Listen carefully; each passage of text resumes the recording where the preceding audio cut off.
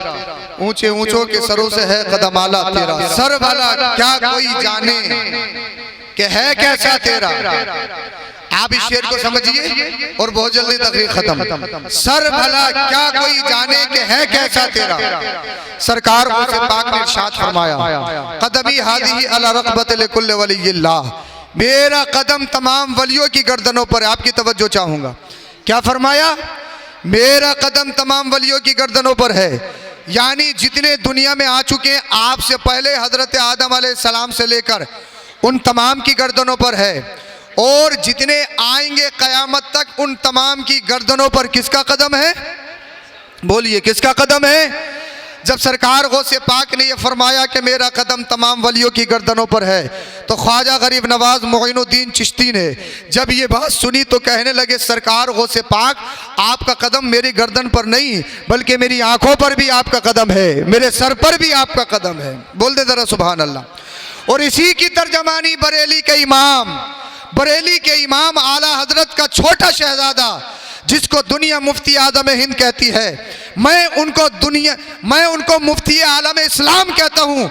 वो मुफ्ती आजम इरशाद फरमाते हैं ये दिल ये जिगर ये सर ये आंखें ये सर, ये दिल ये जिगर ये आंखें ये सर, जहां चाहो रखो कदम गौसे आजम। वाह वाह। अब क्या फरमाया गौसे पाक ने? गौसे पाक ने यह नहीं फरमाया कि मेरा कदम हर मोमिन की गर्दन पर है, या मेरा कदम हर कलमा गो की गर्दन पर है, या मेरा कदम तमाम मोमिनीन या कलमा पढ़ने वालों की गर्दन पर है। क्या फरमाया गौसे पाक ने? मेरा कदम तमाम वलियों की गर्दन पर है। अब आपको एक बात बता रहा हूँ इशारों में, अल्लाह करे आपकी समझ में आ जाए, अल्लाह करे भूख की टाइम में खाना आना चाहिए, मगर ये मेरी बात आपके जहनों तक पहुँच जाए। सरकार गौसे पाक के बारगाह में अरीज़ा है, आप सब मेरी बात को इस बात को समझ लें। क्या कहा? सरकार गौसे पाक ने फरमाया मेरा कदम तमाम वलियों की गर्दन पर है, हर मुसलमान की गर्दन पर नहीं कहा। अब सरकार आला हजरत के शहजादे मुफ्ती आजम हिंद क्या कहते हैं? ये दिल ये जिगर ये आंखें ये सर, जहां चाहो रखो कदम गौसे आजम। आला हजरत के शहजादे मुफ्ती आजम हिंद ने ख्वाजा गरीब नवाज के उस फरमान की इस शेर में बयान किया, और ये इरशाद फरमा रहे हैं बरेली की टूटी हुई चटाई पे बैठने वाला जिसको मुस्तफा रजा खां कहा जाता है, वो भी कोई आम मुसलमान नहीं है, वो भी अल्लाह का वली है। तभी तो कह रहा है ये दिल ये जिगर ये आंखें ये सर, जहां चाहो रखो गौसे आजम। गर्दन की बात नहीं है। जब सरकार गौसे पाक की बात आ गई, शेख अब्दुल कादिर जिलानी की बात आ गई, जब सय्यदुल औलिया सनदुल औलिया कुतुबुल अख्ताब शेखुल मशाइख अल्लाह अल्लाह गौसे पाक की बात आ गई, तो गौसे पाक आपका मकाम ये है, ये दिल भी आपका है, ये जिगर भी आपकी है, ये आंखें भी आपकी है, ये सर भी आपका है, ये जान भी आपकी है, ये रूह भी आपकी है।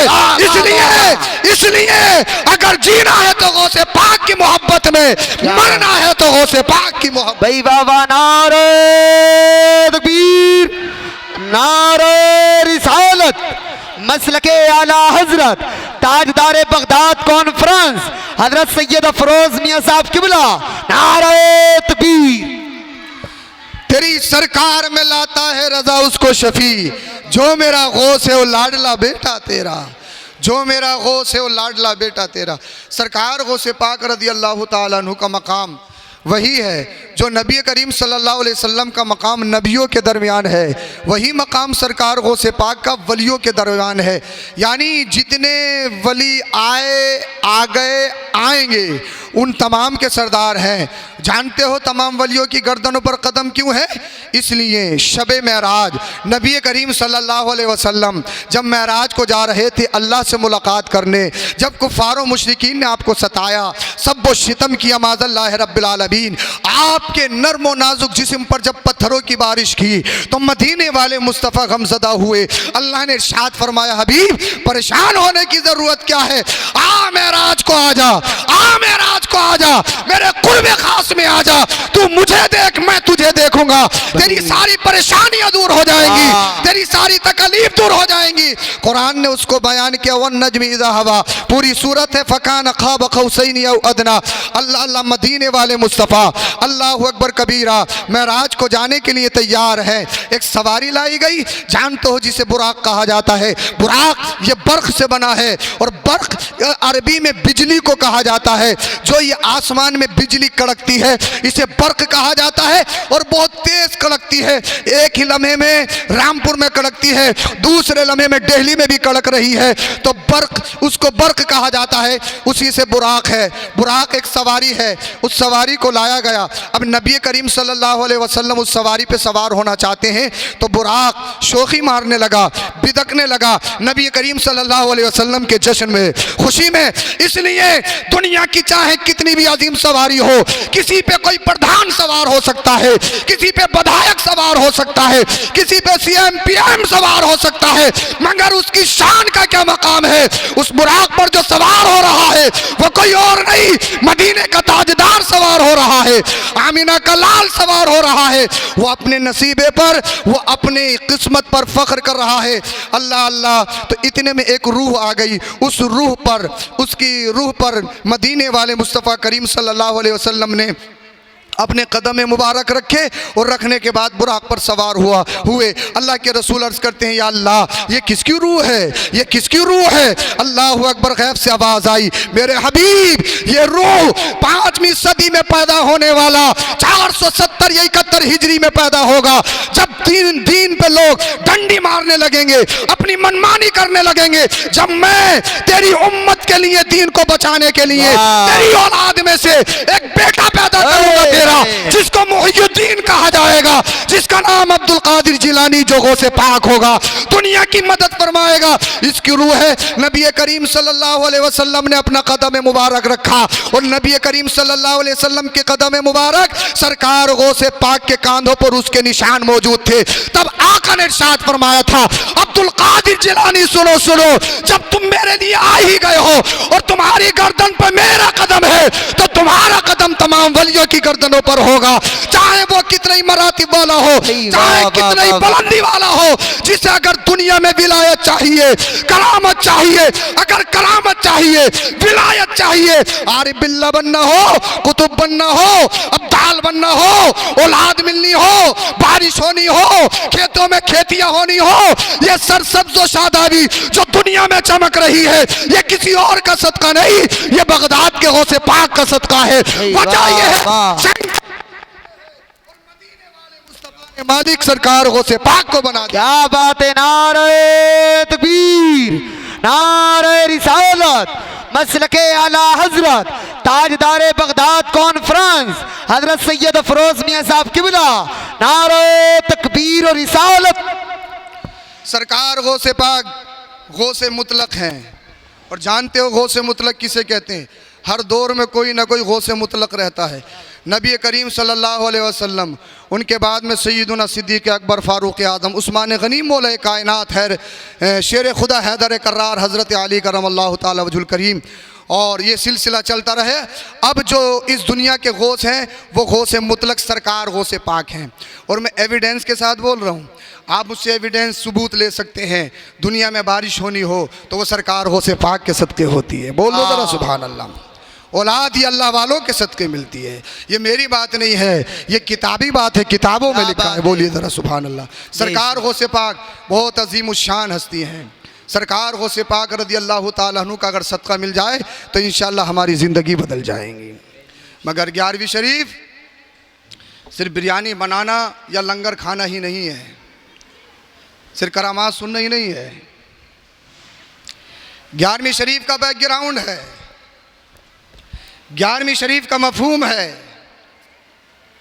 किसी गरीब की मदद करना या गरीब बच्चियों की शादी करना या किसी बीमार का इलाज करवाना, ये भी 11वीं शरीफ है। सरकार गौसे पाक दुनिया में तशरीफ लाए, जश्न मनाया गया, खुशी मनाई गई। जिलान के अंदर के सैयदों के यहाँ सैयद घराने में एक बेटा आया है जिसकी पेशानी चमक रही है, जिसका चेहरा बड़ा ताबनाक है। कुछ दिन गुजरा, माँ की आंखों में आंसू। आज किसी ने पूछा, बेटा आया है, रोने की क्या बात है? खुशी मनाने की बात है, जश्न मनाओ। आपकी वालदा ने फरमाया, मेरा बेटा जब से आया है दिन का अच्छा खासा हिस्सा गुजर गया है, मेरे बेटे ने अभी तक दूध नहीं पिया है। शायद मेरा बेटा बीमार है, इसीलिए आंखों में आंसू हैं। मगर जैसे ही पूरा दिन कंप्लीट हुआ, मगरिब का वक्त आया, मस्जिद से मुअज्जिन पुकारा, अल्लाहु अकबर अल्लाहु अकबर। सरकार गौसे पाक ने दूध नोश फरमा लिया। जानते हो क्यों? इसलिए कि पहला रमजान का पहला दिन था। सरकार गौसे पाक आ रहे हैं। अल्लाह अल्लाह। सरकार गौसे पाक की 11वीं मनाने वालों, बड़े पीर को मानने वालों, सरकार गौसे पाक दुनिया में आते हुए ये पैगाम दे रहे हैं, अगर मुझसे या मेरी 11वीं से मोहब्बत है तो रोजे से भी मोहब्बत होना चाहिए। इसलिए जब मेरे नाना सरकार मदीने के मदीने वाले मुस्तफा दुनिया में तशरीफ लाए थे तो अपनी पेशानी को रब की बारगाह में झुकाते हुए आए थे। नाना ने बताया था, नमाज छोड़ने की चीज नहीं है। 15वीं सदी में, 5वीं सदी में बेटा बता रहा है कि रोजा छोड़ने की चीज नहीं है। बहुत खूब हजरत, जिंदाबाद जिंदाबाद। एक पुड़िया जेब में रखी, पूरा महीना निकाल दिया। रोजा है? बोले हजरत शुगर का बीमार हूँ, हार्ट पेशेंट हूँ, बीपी बढ़ता है। और अगर इफ्तार पार्टी हो और अगर मिल जाए वो सीख वाले कबाब, तो फिर हटने का नाम नहीं। हमने हाथ पकड़ा, जनाब आप तो फरमा रहे थे आपको शुगर है, आप बीपी के पेशेंट हो, आप हार्ट पेशेंट हो, ये क्या खा रहे हो? जहर है, कबाब उड़ा रहे हो, चंगेजी भी है, मटन भी है।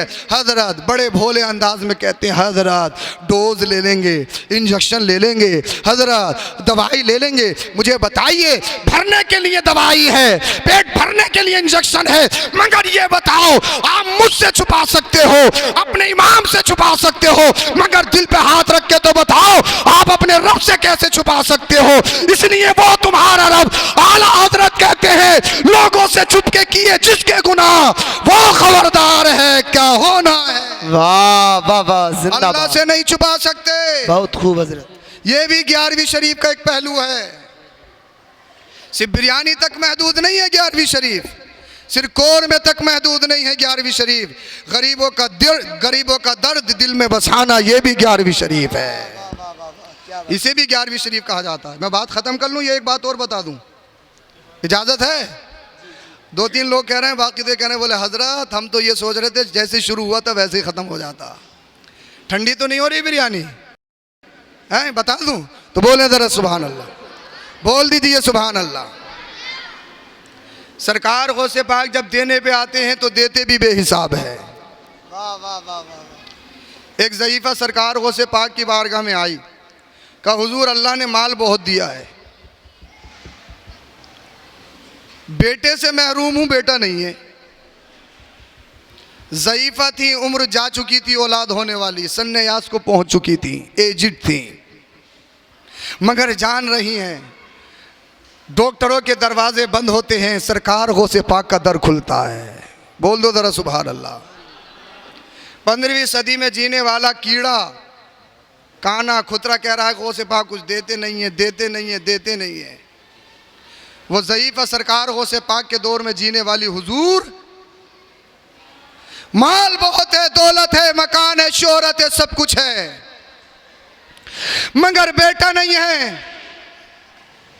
सरकार गौसे पाक रज़ी अल्लाह ताला अन्हु ने लोहे महफूज पे नज़र मारी, गैब से आवाज़ आई, अब्दुल कादिर जिलानी इसकी किस्मत में बेटा नहीं है, इसकी किस्मत में बेटा नहीं है। सरकार गौसे पाक ने अपना रूहानी लिबास हवा में उछाल दिया और रब की बारगाह में अर्ज़ की, अल्लाह जब तक मुझे बेटे की बशारत नहीं मिलेगी रूहानी लिबास नहीं पहनूंगा।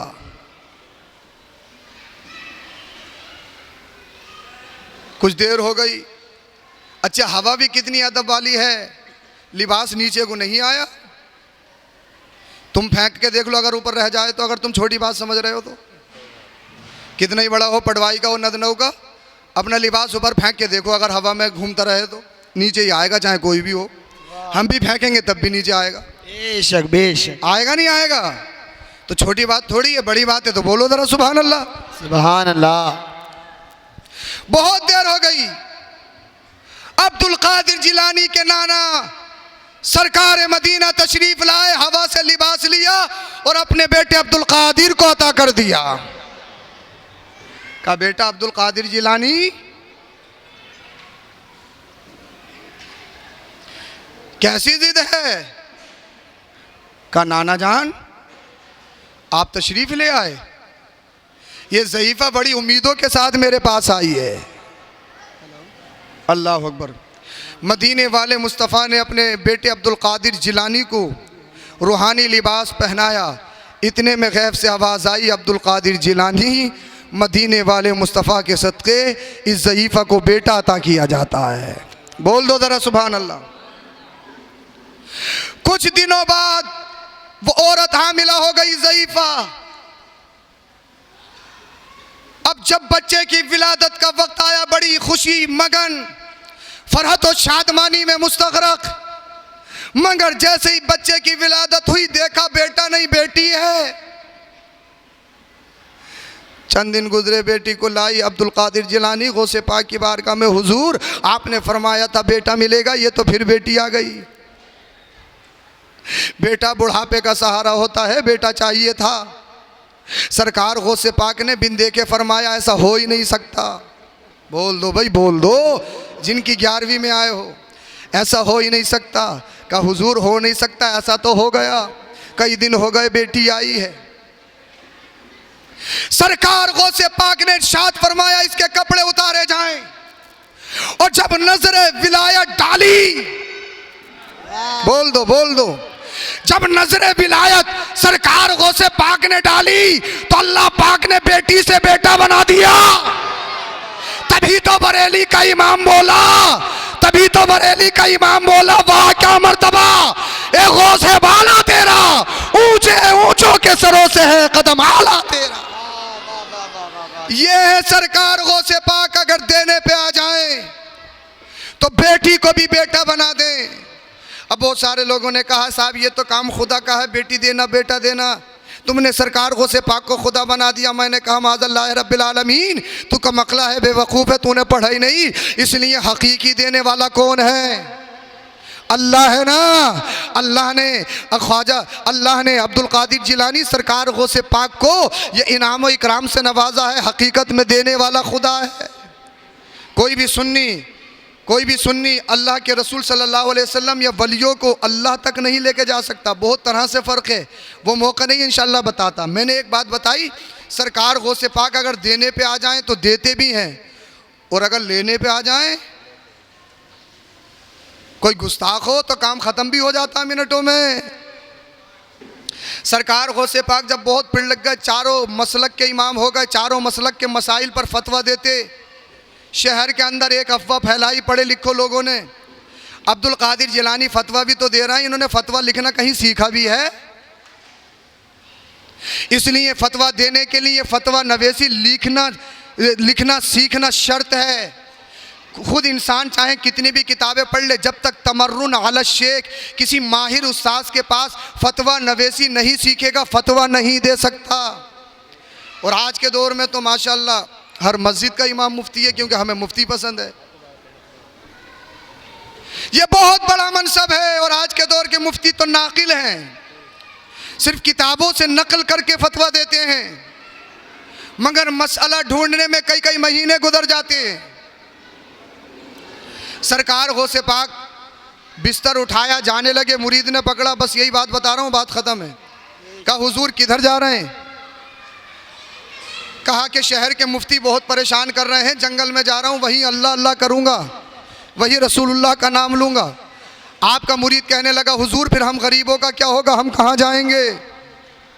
अल्लाह अकबर।